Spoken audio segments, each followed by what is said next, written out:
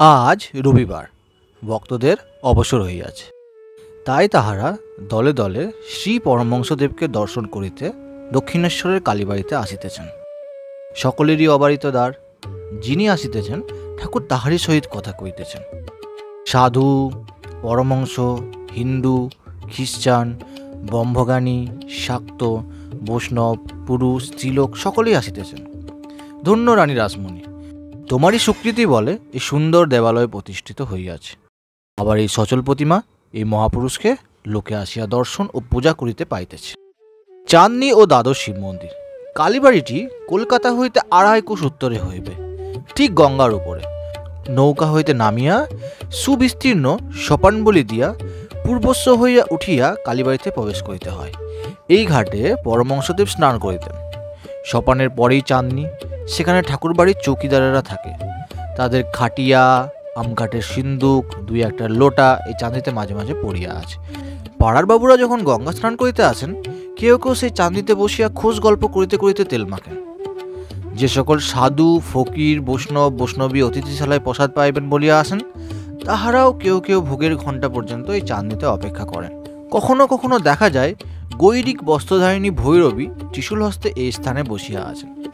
তিনিও সময় হলে অতিথিশালায় যাইবেন। চাঁদনীটি দ্বাদশ শিব মন্দিরের ঠিক মধ্যবর্তী। তন্মধ্যে 6টি মন্দির চাঁদনীর ঠিক উত্তরে আর 6টি চাঁদনীর ঠিক দক্ষিণে। নৌকাযাত্রীরা এই দ্বাদশ মন্দির দূর হইতে দেখিয়া বলে থাকে, ওই রাসমণির ঠাকুর বাড়ি। পাকা উঠান ও বিষ্ণুঘর। চাঁদনী ও দ্বাদশ মন্দিরের পূর্ববর্তী ইষ্টক নির্মিত পাকা উদ্যান। উদ্যানের মাঝে মাঝে সারি সারি 2টি মন্দির। উত্তর দিকে রাধাকান্তের মন্দির আর তার ঠিক দক্ষিণে মা কালীর মন্দির। স্বর্গীয় রাধাকান্তের মন্দিরে শ্রী রাধাকৃষ্ণের বিগ্রহ পশ্চিমাস্য। সিঁড়ি দিয়া মন্দিরে উঠিতে হয়। মন্দির তল মর্মর প্রস্তরাবৃত। মন্দিরের সম্মুখে দালানে ঝাড় টাঙানো। এখন ব্যবস্থা নাই, তাই রক্তবস্ত্রের আবরণী দ্বারা রক্ষিত। একটি দারোয়ান পাহারা দিতেছে। অপরাহ্নে পশ্চিমের রোদে পাছে ঠাকুরের কষ্ট হয়, তাই ক্যাম্বিসের পর্দার বন্দোবস্ত আছে। দালানের সারি সারি খিলানের ফুকর উহাদের দ্বারা আবৃত। দালানের দক্ষিণ পূর্ব কোণে একটি গঙ্গা জলের জ্বালা। মন্দিরের চৌকাঠের নিকট একটি পাত্রে শ্রী চরণামৃত। ভক্তেরা আসিয়া ঠাকুরকে প্রণাম করিয়া ওই চরণামৃত লইবেন। মন্দির মধ্যে সিংহাসন রূঢ় শ্রী রাধাকৃষ্ণের বিগ্রহ। শ্রীরামকৃষ্ণ এই মন্দিরে পূজারী কার্যে প্রথম ব্রতী হন 1857-58 খ্রিস্টাব্দে। শ্রী ভবতারিণী মা কালী। দক্ষিণের মন্দিরে সুন্দর পাষাণময়ী কালী প্রতিমা, মার নাম ভবতারিণী। শ্বেতকৃষ্ণ মর্মর প্রস্তরাবৃত মন্দির তল ও সোপানযুক্ত উচ্চ বেদী। বেদীর উপর রৌপ্যময় সহস্রদল পদ্ম। তাহার উপরে শিব সব হইয়া দক্ষিণ দিকে মস্তক এবং উত্তর দিকে পা করিয়া পড়িয়া আছেন। শিবের প্রতিকৃতি শ্বেতপ্রস্তর নির্মিত। তাহার হৃদয় পরি বারাণসী চেলি পরিহিতা নানা ভরণালঙ্কিতা এই সুন্দর ত্রিনয়নী শ্যামাকালী প্রস্তর মূর্তি। শ্রী পাদপদ্মে নূপুর, গুজরি পঞ্জম, পাজের চুটকি, জবা আর বিল্লপত্র। পাজে পশ্চিমের মেয়েরা পড়ে। পরমহংসদেবের ভারী সাধ, তাই মথুরবাবু পড়াইয়াছেন। মায়ের হাতে সোনার বাউটি, তাবিজ ইত্যাদি। অগ্র হাতে বালা, নারিকেল ফুল, পাইচে, বাউটি। মধ্য হাতে তার, তাবিজ ও বাজু, তাবিজের ঝাপা দোদুল্যমান। গলদেশে চিক, মুক্তার 7 নর মালা, সোনার 32 নর, তারাহার, সুবর্ণ নির্মিত মুন্ডমালা, মাথায় মুকুট, কানে কানবালা, কানপাশা, ফুল ঝুমকো, চোদনি ও মাছ। নাসিকায় নথ নোলক দেওয়া। ত্রিনয়নীর বাম হস্তদয়ে নিমুণ্ড ও আশি, দক্ষিণ হস্তদয়ে বরাহয়। কোটি দেশে নরকার মালা, নিমফল ও কোমরপাটা। মন্দিরের মধ্যে উত্তর পূর্ব কোণে বিচিত্র সজ্জা, মা বিশ্রাম নেন। দেওয়ালের এক পার্শ্বে চামর ঝুলিতেছে। ভগবান শ্রীরামকৃষ্ণ ওই চামর লইয়া কতবার মাকে ব্যঞ্জন করিয়াছেন। বেদির উপর পদ্মাসনে রূপার গ্লাসে জল। তলায় সারি সারি ঘটি, তন্মধ্যে শ্যামার পান করিবার জল। পদ্মাসনের উপর পশ্চিমে অশ্বধাতু নির্মিত সিংহ, পূর্বে গধিকা ও ত্রিশূল। বেদির অগ্নিকোণে শিবা, দক্ষিণে কালো প্রস্তরের বৃষ ও ঈশান কোণে হংস। বেদি উঠিবার সোপানে রৌপ্যময় ক্ষুদ্র সিংহাসনোপরি নারায়ণ শিলা। এক পার্শ্বে পরমহংসদেবের সন্ন্যাসী হইতে প্রাপ্ত অষ্টধাতু নির্মিত রামলালা নামধারী শ্রীরামচন্দ্রের বিগ্রহ মূর্তি ও বানেশ্বর শিব। আরও অন্যান্য দেবতা আছেন। দেবী প্রতিমা দক্ষিণাস্য। ভবতারিণীর ঠিক সম্মুখে অর্থাৎ বেদির ঠিক দক্ষিণে ঘটস্থাপন হইয়াছে সিন্দুর রঞ্জিত এবং পূজান্তে নানা কুসুম বিভূষিত পুষ্পমালা শোভিত মঙ্গল ঘট। দেওয়ালের এক পার্শ্বে জলপূর্ণ তামার ঝাড়ি, মা মুখ ধুইবেন। ঊর্ধ্বে মন্দিরের চাঁদোয়া, বিগ্রহের পশ্চাৎ দেশে সুন্দর বারাণসী বস্ত্রখণ্ড লম্বমান। বেদির চারিকোণে রৌপ্যময় স্তম্ভ, তদুপরি বহুমূল্য চন্দ্রতাপ, উহাতে প্রতিমার শোভাবর্ধন হইয়াছে। মন্দির দোহারা, দালানটি কয়েকটি ফুকোর সুদৃঢ় কপাট দ্বারা সুরক্ষিত। একটি কপাটের মধ্যে চৌকিদার বসিয়া আছেন। মন্দিরের দ্বারে পঞ্চম পাত্রে শ্রীচরণামৃত। মন্দির শীর্ষ নবরত্ন মণ্ডিত। নিচ থেকে 4টি চূড়া, মধ্যের থেকে 4টি এবং সর্বোপরি একটি চূড়া এখন ভাঙিয়া রইয়াছে। এই মন্দিরে এবং স্বর্গীয় রাধাকান্তের ঘরে পরমহংসদেব পূজা করিয়াছিলেন। নাট মন্দির। কালী মন্দিরের সম্মুখে অর্থাৎ দক্ষিণ দিকে সুন্দর সুবিস্তৃত নাট মন্দির। নাট মন্দিরের উপরে শ্রী শ্রী মহাদেব এবং নন্দী ও ভিড়িঙ্গি। মার মন্দিরে প্রবেশ করিবার পূর্বে ঠাকুর শ্রী রামকৃষ্ণ স্বর্গীয় মহাদেবকে হাত জোড় করিয়া প্রণাম করিতেন, যেন তাহার আজ্ঞা লইয়া মন্দিরে প্রবেশ করিতেছেন।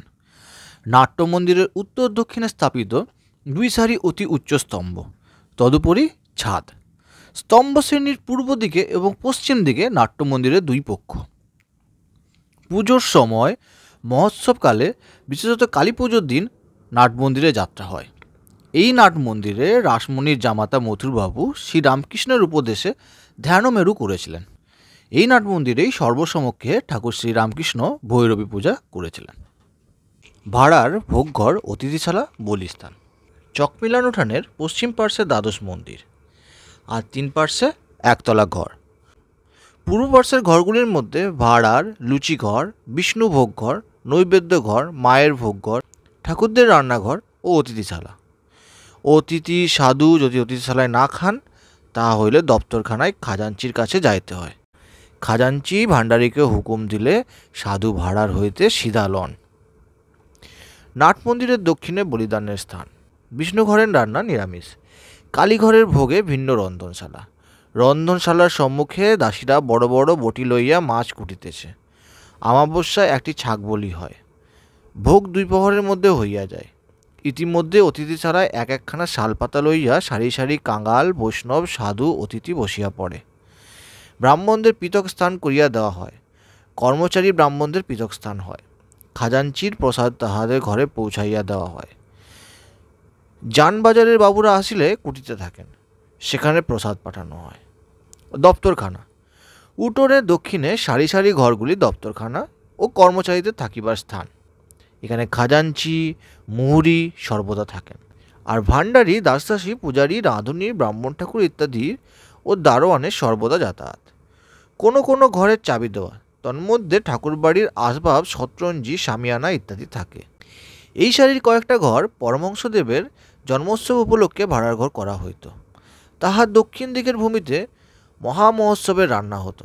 উঠানের উত্তরে একতলা ঘরের শ্রেণী, তাহার ঠিক মাঝখানে দেউড়ি, চাঁদনির ন্যায়, যেখানে দারোয়ানেরা পাহারা দিতেছে। উভয় স্থানে প্রবেশ করিবার পূর্বে জুতা রাখিয়া যাইতে হইবে। ঠাকুর শ্রী রামকৃষ্ণের ঘর। উঠোনের ঠিক উত্তর পশ্চিম কোণে অর্থাৎ দ্বাদশ মন্দিরের ঠিক উত্তরে শ্রী শ্রী পরমহংসদেবের ঘর। ঘরের ঠিক পশ্চিম দিকে অর্ধমণ্ডলকার একটি বারান্দা। সেই বারান্দায় শ্রীরামকৃষ্ণ পশ্চিমাস্ত হইয়া গঙ্গা দর্শন করিতেন। এই বারান্দার পরেই পথ, তাহার পশ্চিমে পুষ্পোদ্যান, ততপরে পোস্তা, তারপরেই পুতসলীলা, সর্বতীর্থময়ী কলকলনাদিনী গঙ্গা, নহবত, বকুলতলা ও পঞ্চবটী। পরমহংসদেবের ঘরের ঠিক উত্তরে একটি চতুষ্কোণ বারান্দা, তাহার উত্তরে উদ্যানপথ, তাহার উত্তরে আবার পুষ্পোদ্যান, তারপরেই নহবতখানা।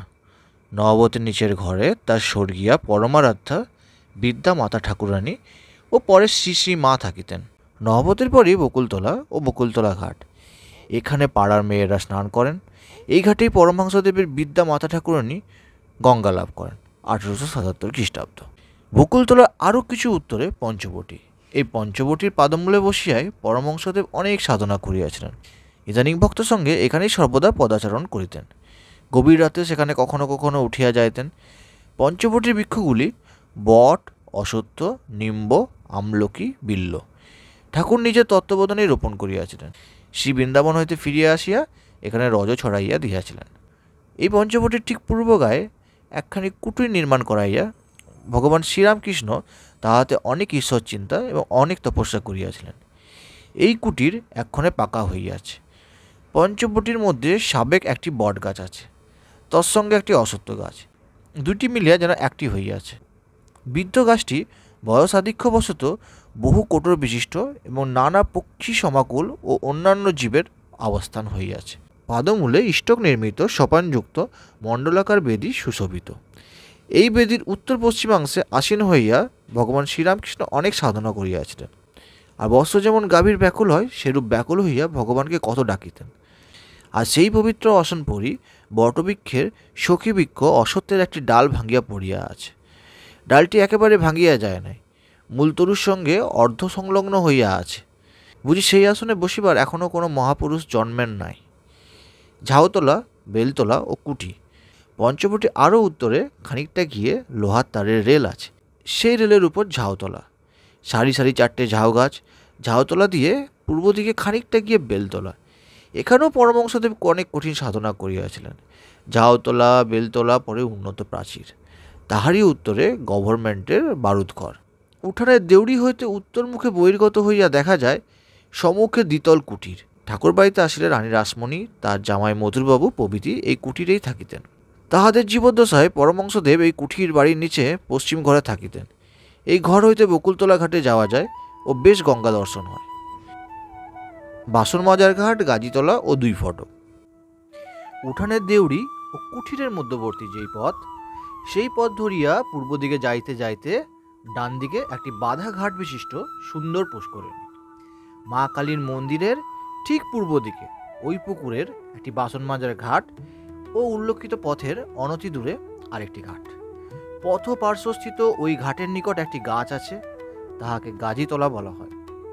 ওই পথ ধরিয়া আরেকটু পূর্বমুখে যাইলে আবার একটি দেউড়ি, বাগান হইতে বাহিরে আসিবার সদর ফটক। এই ফটক দিয়ে আলমবাজার ও কলিকাতার লোক যাতায়াত করেন। দক্ষিণেশ্বরের লোক খিড়কি ফটক দিয়ে আসেন। কলিকাতার লোক প্রায়ই এই সদর ফটক দিয়ে কালীবাড়িতে প্রবেশ করেন। সেখানেও দারোয়ান বসিয়া পাহারা দিতেছে। কলিকাতা হইতে পরমহংসদেব যখন গভীর রাতে কালীবাড়িতে ফিরিয়া আসিতেন, তখন এই দেউড়ির দারোয়ান চাবি খুলিয়া দিত। পরমহংসদেব দারোয়ানকে ডাকিয়া ঘরে লইয়া যাইতেন ও লুচি মিষ্টান্নাদি ঠাকুর প্রসাদ তাহাকে দিতেন। হাঁসপুকুর, আস্তাবল, গোশালা, পুষ্পোদ্যান। পঞ্চবটির পূর্ব দিকে আরও একটি পুষ্করিণী, নাম হাঁসপুকুর। ওই পুষ্করিণীর উত্তর পূর্ব কোণে আস্তাবল ও গোশালা। গোশালার পূর্ব দিকে খিড়কি ফটক। এই ফটক দিয়া দক্ষিণেশ্বরের গ্রামে যাওয়া যায়। যে সকল পূজারী বা অন্যান্য কর্মচারী পরিবার আনিয়া দক্ষিণেশ্বরে রাখিয়াছেন, তাহারা বা তাহাদের ছেলেমেয়েরা এই পথ দিয়ে যাতায়াত করেন। উদ্যানের দক্ষিণ প্রান্ত হইতে উত্তরের বকুলতলা ও পঞ্চবটি পর্যন্ত গঙ্গার ধার দিয়া পথ গিয়াছে। সেই পথের দুই পার্শ্বে পুষ্পবৃক্ষ। আবার কুটির দক্ষিণ পার্শ্ব দিয়ে পূর্ব পশ্চিমে যে পথ গিয়াছে, তাহারও দুই পার্শ্বে পুষ্পবৃক্ষ। গাজীতলা হইতে গোশালা পর্যন্ত কুঠি ও হাঁসপুকুরের পূর্ব দিকে যে ভূমিখণ্ড, তাহার মধ্যেও নানা জাতীয় পুষ্পবৃক্ষ ও ফলের বৃক্ষ ও একটি পুষ্করিণী আছে।